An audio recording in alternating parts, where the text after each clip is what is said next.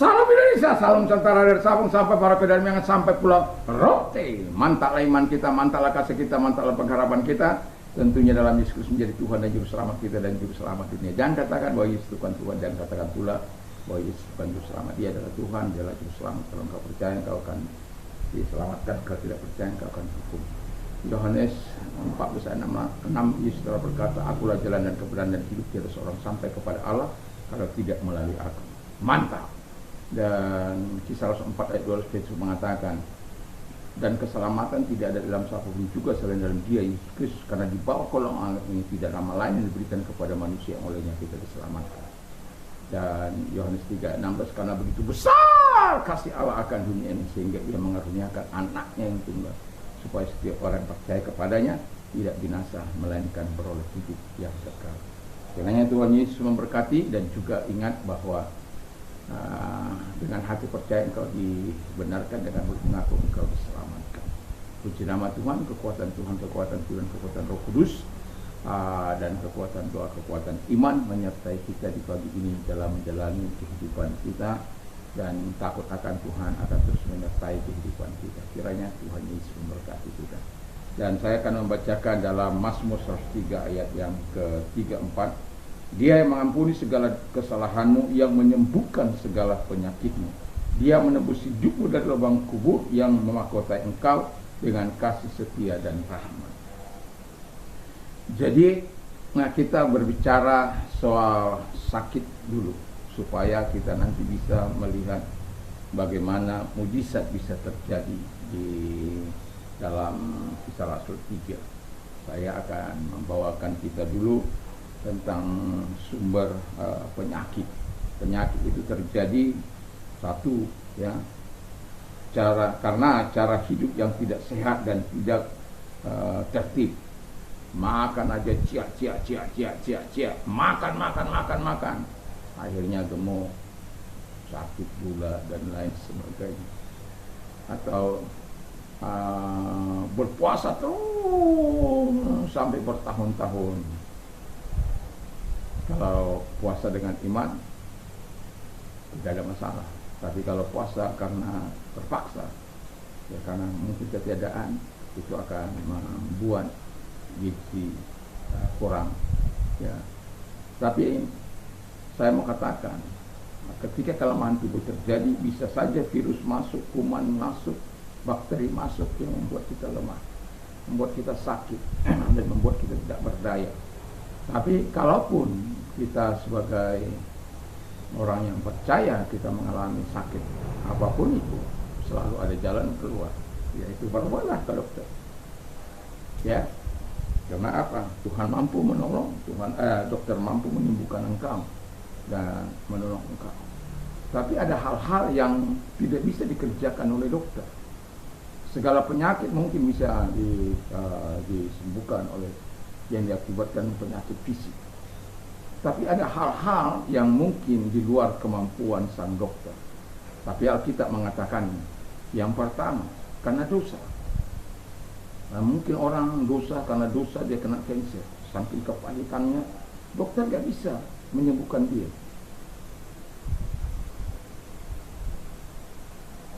Tetapi ketika dia menyelesaikan dosanya, kansernya sembuh. Saya sudah pernah bersaksi tentang seorang yang benci kepada orang tuanya, lalu kemudian dia ketika dia ingin masih hidup, lalu dia kemudian, dan kebetulan dokternya adalah orang percaya, tidak seluruh tindakan medis sudah dilakukan, tapi tidak ada tanda-tanda bahwa orang ini akan sembuh. Lalu kemudian satu lagi yang belum bisa dilakukan, apa itu dokter? Dokter ini bisa bertanya, apakah engkau membenci seseorang atau mendendam seseorang, sakit hati terhadap orang, kepahitan terhadap orang? Nggak ada. Ya, dokter katakan, kalau begitu saya tidak bisa lagi berbuat apa-apa, silakan pergi. Lalu kemudian di jalan mau keluar dari pintu, dia berkata, iya dokter, saya punya. Lalu diapakanlah. Tapi dia berkata, saya lebih baik mati kalau saya harus mengampuni orang tua saya. Dan ketika dia berkata demikian, ya silakan, kata sang dokter. Ya, yang penting dokter sudah menyampaikan hanya satu yang bisa menyembuhkan dia, itu Tuhan. Lalu kemudian akhirnya dia menjauh dari orang tuanya dengan sakit penyakitnya, pindah ke Jakarta. Dari satu kota, saya tidak perlu sebutkan kota itu, dan pindah ke Jakarta. Di Jakarta dia berobat masih tetap, dan kemudian tidak ada tanda-tanda perubahan dia akan sembuh. Tapi dia mulai ada sedikit kelonggaran terhadap orang tuanya. Dia mulai mau menolong orang tuanya dan memberikan uang yang ada padanya. Lalu kemudian di satu saat yang setelah dia berpikir di rumah sakit ini tidak ada tanda-tanda kesembuhan, akhirnya dia keluar melarikan diri dari rumah sakit. Dan di dalam perjalanan kehidupan itu dia mengambil keputusan siapa yang berhak hidup, karena orang tuanya juga sakit, dia juga sakit. Lalu dia putuskan yang berhak hidup itu orang tuanya. Lalu dikirim uang kepada orang tuanya dan dia katakan, ini yang terakhir saya bisa kirimkan kepada papa mama, kepada keluarga, dan biar ini dipakai sebagai modal, jangan lagi manjat-manjat pohon, ya, supaya dengan uang itu dia bisa bekerja apa sajalah yang tidak membahayakan hidupnya, karena dia sudah pernah sakit stroke dan Tuhan sembuhkan. Lalu kemudian ketika dia terakhir itu memberikan itu, dan lalu dia kembali datang ke rumah sakit. Lalu ketika dia datang ke rumah sakit, dokter marah kepada dia, karena apa? Sudah dibilang penyakitmu itu tidak akan bisa, tapi setidaknya kalau ada upaya masih ada harapan. Tetapi ketika mereka kemudian dimarahi karena dia masih begitu, tapi kemudian setelah dicek kembali, dokternya heran. Kenapa? Negatif.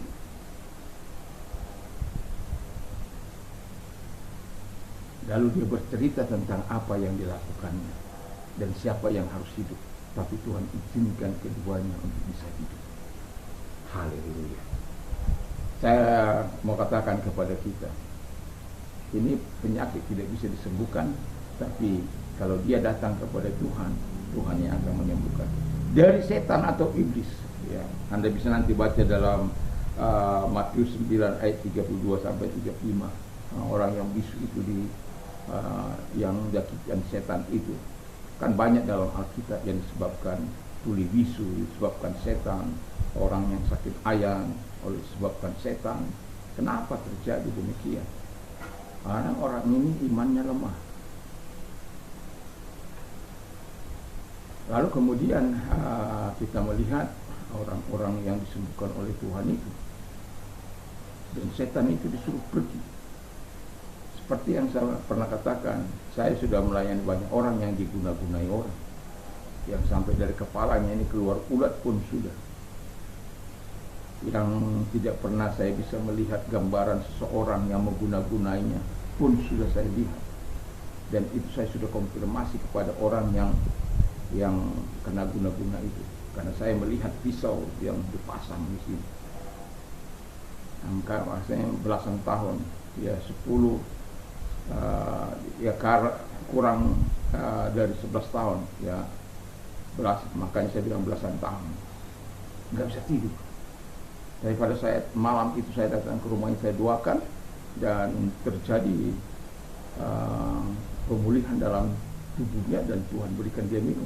Dan malam itu saya bisa melihat peristiwa yang sedang dialami, dan saya bisa melihat orang yang mengguna-gunainya. Dan kemudian pagi-pagi ke sana, saya waktu datang jam 9 atau jam 8, jam 9, ya, mulai pertama. Lalu kemudian istrinya bilang, oh dia masih tidur. Datang lagi masih, dan kemudian setengah 10 kalau saya tidak salah dia sudah bangun, ya, dalam arti kira-kira jam segitu maksud saya. Dimana akhirnya setelah itu kami minum kopi bersama. Lalu kemudian saya tanya itu orang yang berperawakan seperti ini, siapa sih itu? Saya katakan. Lalu dia cerita, oh itu teman saya. Kenapa dia bilang itu orang yang oh bagaimana sih latar kenapa kalian bisa bermusuhan? Saya katakan demikian. Lalu dia bilang, itu pada waktu itu perebutan istilahnya, ya memang orang ini yang berhak menerima mandat untuk menjadi kepala sekolah, tetapi orang ini tidak merasa puas dengan hal demikian, dan itu sebabnya saya mau katakan, dan Tuhan menyembuhkan dia, dan saya memberitahu kepadanya, jangan melakukan hal-hal yang tidak menyenangkan hati Tuhan. Karena kalau orang yang dapat kena guna-guna itu karena hidup dalam dosa dan kejahatan. Nah, yang kedua kata firman, yang ketiga kata firman Allah, kalau karena penyakit terjadi karena Tuhan. Kalau kita baca dalam 2 Korintus 12 ayat 7-10, bagaimana Tuhan menanamkan duri dalam daging bagi Paulus, tetapi Paulus minta sampai 3 kali untuk Tuhan sembuhkan, tapi Tuhan tidak sembuhkan. Justru dalam kelemahanku kasih karunia aku sempurna. Ya, itu karena kasih karunia. Yang kedua, itu karena orang yang untuk menyatakan kemuliaan Tuhan. Nah, jadi kalau untuk menyatakan kemuliaan Tuhan itu sangat berbeda, ya. Kalau Anda bisa baca di dalam Yohanes 9 ayat 1:41, bagaimana orang yang buta sejak lahir ditanya, siapa yang berdosa, orang tuanya atau orang ini? Lalu Tuhan katakan, tidak, supaya pekerjaan-pekerjaan Allah dinyatakan melalui orang ini, dan itu untuk menyatakan kemuliaan Tuhan.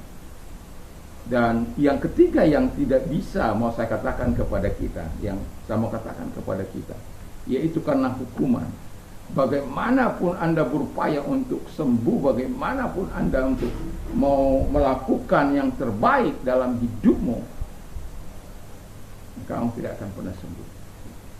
Saya sudah melayani orang-orang yang betul-betul melakukan penyakit itu karena dari Tuhan. Sampai katakan, kamu mau sembuh? Mau. Memang paling enak kalau menginjili orang yang sakit sudah tidak apa, tapi masih punya harapan untuk hidup, masih mau untuk hidup. Dan ponis Tuhan, dokter sudah ponis dia mati, nggak akan sembuh karena penyakitnya. Tapi saya katakan, gampang, kamu bertobat saja, minta ampun sama Tuhan, sembuh sakit penyakitmu. Saya nggak bisa berbuat apa-apa. Tapi kalau kau minta ampun sama Tuhan, Tuhan akan sembuhkan. Dan betul, Tuhan sembuhkan dia. Hanya minta ampun pada Tuhan, Tuhan menyembuhkan. Walaupun melalui proses, ya, tapi dia sudah lewat tidak lagi mengalami apa yang dikatakan harus mati, bahkan sudah di sertifikat ini dan itu untuk dibagikan kepada anak-anaknya, kepada keluarga. Tapi Tuhan masih memberikan dia panjang umur. Yang mau saya katakan kepada kita adalah, kalaupun sumber penyakit itu dari setan, dari dosa, setan, Tuhan, semua bisa disembuhkan oleh Tuhan, bukan oleh manusia. Dan kalau penyakit karena virus dan lain sebagainya, itu urusan dokter, dia punya keahlian untuk itu.